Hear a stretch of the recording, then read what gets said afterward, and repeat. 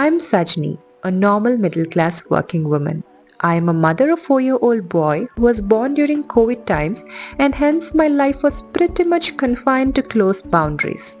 I just wanted to come out of my comfort zone. Oh, but there's a little one at home. When I expressed my wish of going for a solo trip to mountains, my better half said, "You should. You must go on a good break. Don't worry, I'll manage everything here." August 22nd, 2024. I took an early morning flight to Srinagar from Bangalore. I reached Srinagar at around 11 a.m. Trek organizer Gautam picked all the trekkers from the airport. We were a group of 12 men and women along with our two trek organizers Meghana and Gautam from Trek and Tales. We then headed to our base camp Aru Valley, which was 108 kilometers from Srinagar. The journey to Aru itself was amazing with lush green mountains and the serenity of Lidder River. We reached Aru Valley homestay, walked around and explored the Aru Valley and came back to homestay. All of us had a small icebreaker session and briefing about the trek.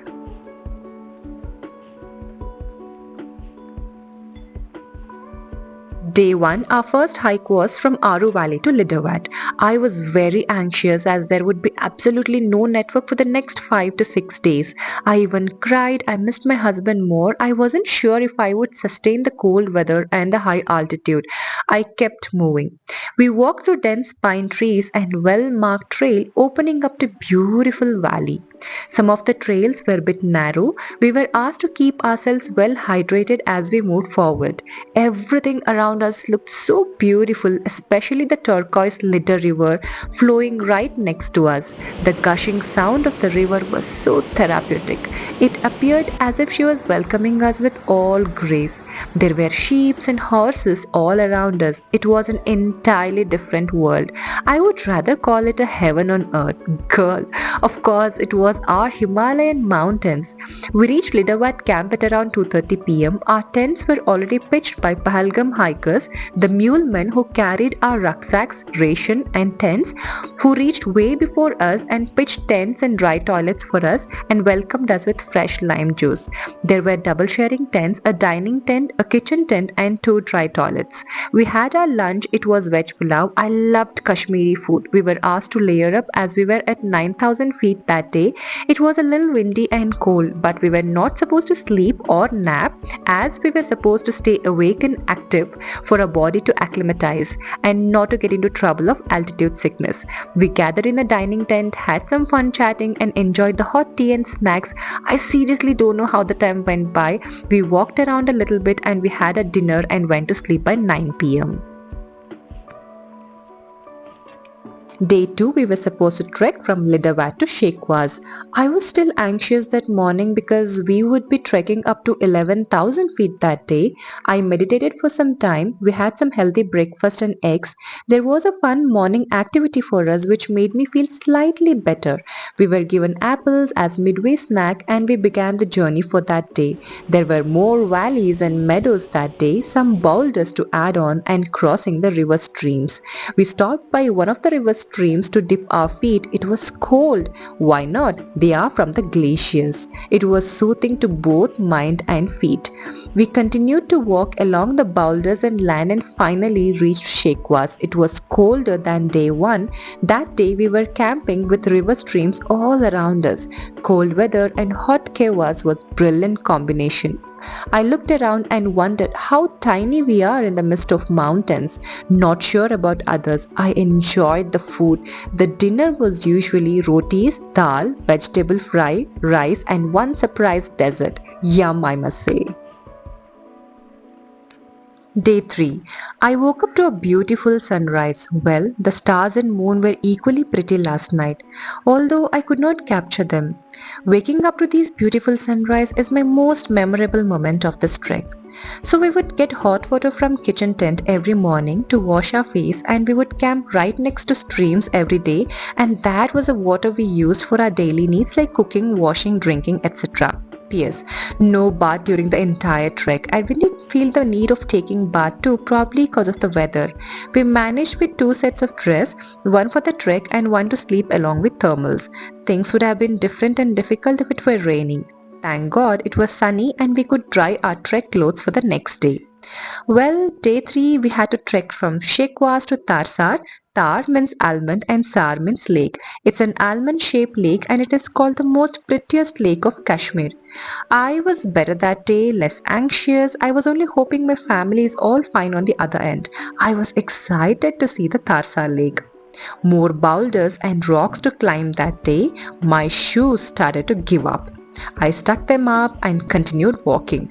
I must thank the entire team who kept the team spirit high.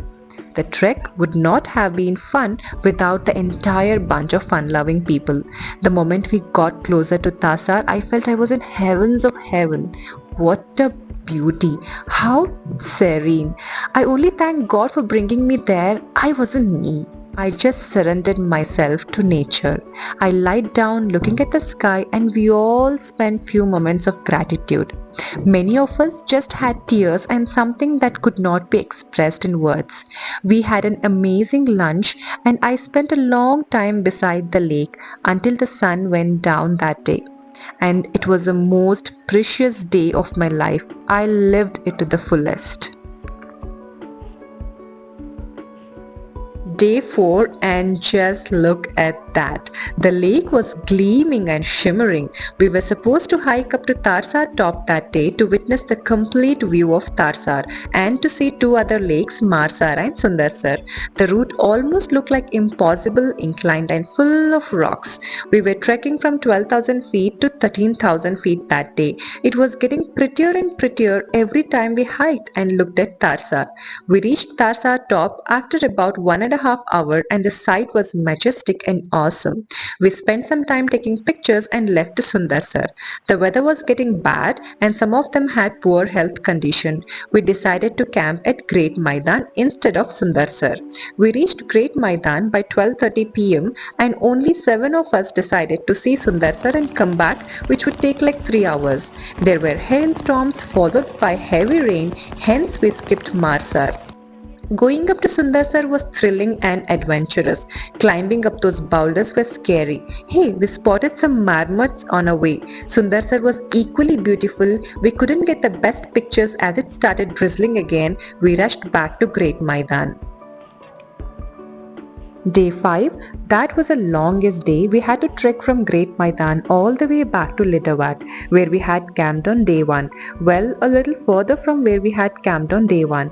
It began with being sunny and nice. It slowly started to drizzle by noon. That day we had packed our lunch, sandwiches and eggs.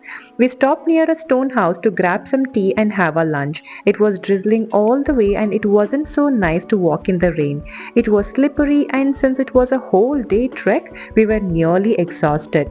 We reached our campsite at around 5 p.m. and it was 21 kilometers and close to 9 hours walk. We gathered in the dining tent, we received our certificates, we shared our learnings and experiences.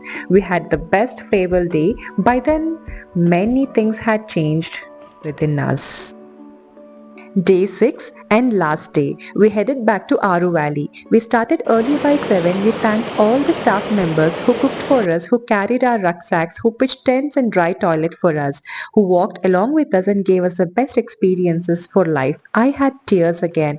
Journey back to Aru was such a slide. It was raining, drizzling, slippery and made us nearly impossible to walk. We were just walking on the slush of horse and sheep poops. We reached Aru Valley at 11 a.m., went straight to bathroom, took a quick hot shower, bid goodbye and went back to Srinagar. Well, one must experience such raw treks once in a lifetime. I didn't know being in the mountain and no network zone for 5 days can change me forever.